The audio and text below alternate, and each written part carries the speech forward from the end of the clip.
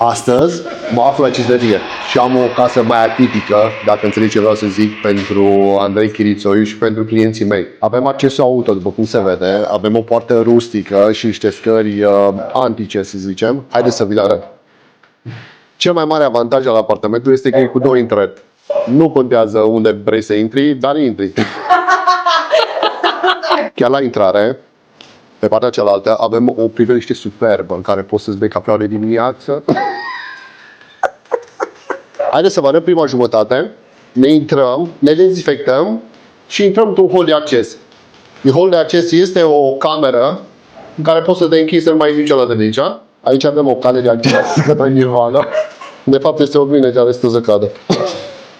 Nu o schimb, nu-i problemă. Din hol intrăm într-o cameră. Bine, cameră și a doua cameră. Și aici puteți sta sub vâz, dacă doriți. Este o cameră spațioasă, nu luminoasă, dar spațioasă.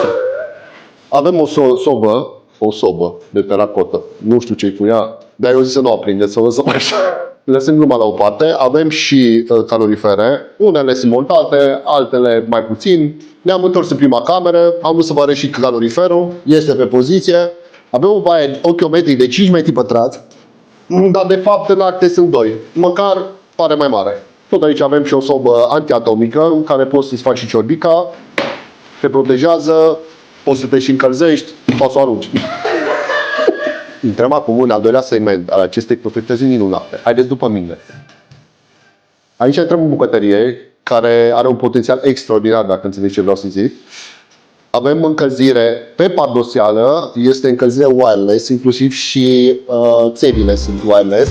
Din bucătărie se iese exact în terasă, o terasă minunată în care Frodo spărgea semințe.